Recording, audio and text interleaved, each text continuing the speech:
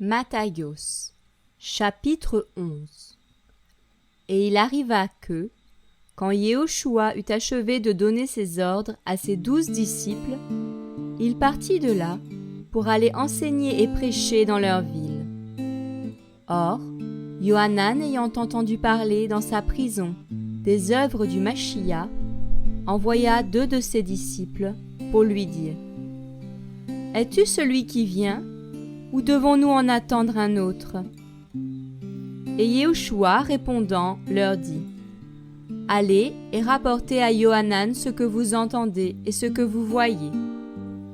Les aveugles recouvrent la vue, et les boiteux marchent.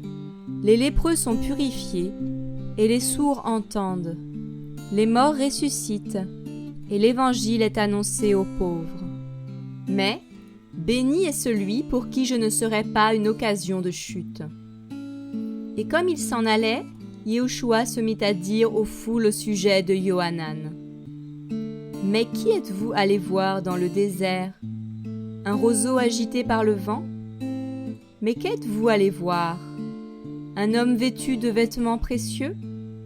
Voici, ceux qui portent des vêtements précieux sont dans les maisons des rois. Mais qu'êtes-vous allés voir ? Un prophète ? Oui, vous dis-je, et plus qu'un prophète, car c'est celui dont il est écrit : Voici que moi, j'envoie mon messager devant ta face, pour préparer ton chemin devant toi. Amen, je vous le dis. Parmi ceux qui sont nés de femmes, il n'en a été suscité aucun de plus grand que Yohanan le Baptiste. Toutefois, le plus petit dans le royaume des cieux est plus grand que lui. Or, depuis le temps de Yohanan le Baptiste jusqu'à maintenant, le royaume des cieux est forcé, et ce sont les violents qui l'arrachent. Car tous les prophètes et la Torah ont prophétisé jusqu'à Yohanan. Et si vous voulez le recevoir, c'est lui qui est l'Élia qui doit venir. Que celui qui a des oreilles pour entendre, entende. Mais à qui comparerai-je cette génération ? Elle est semblable aux petits enfants assis sur les places de marché et qui s'adressent à leurs compagnons et leur disent : Nous vous avons joué de la flûte et vous n'avez pas dansé. Nous avons chanté des chants funèbres, mais vous ne vous êtes pas frappé la poitrine de chagrin. Car Yohanan est venu, ne mangeant ni ne buvant, et ils disent : Il a un démon. Le Fils d'humain est venu, mangeant et buvant, et ils disent : Voici un homme vorace et un buveur de vin, un ami des publicains et des pécheurs. Mais la sagesse a été justifiée par ses enfants.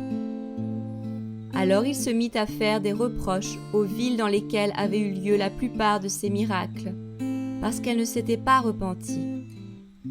Malheur à toi, Chorazin, malheur à toi, Bethsaïda, car si les miracles qui ont été faits au milieu de vous avaient été faits dans Tyr et dans Sidon, il y a longtemps qu'elles se seraient repenties en prenant le sac et la cendre. C'est pourquoi je vous dis que le sort de Tyr et de Sidon sera plus supportable au jour du jugement que le vôtre. Et toi, Capernaum, qui a été élevé jusqu'au ciel, on te fera descendre jusqu'à l'Hadès. Car si les miracles qui ont été faits au milieu de toi avaient été faits dans Sodome, elles demeureraient encore aujourd'hui.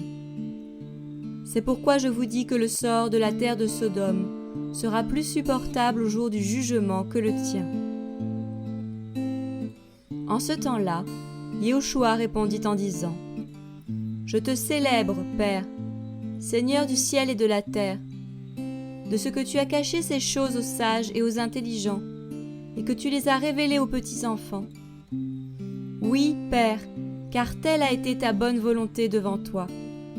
Toutes choses m'ont été livrées par mon Père, et personne ne connaît le Fils, excepté le Père, et personne ne connaît le Père, excepté le Fils, et celui à qui le Fils veut le révéler. Venez à moi, vous tous qui êtes fatigués et chargés, et je vous donnerai du repos.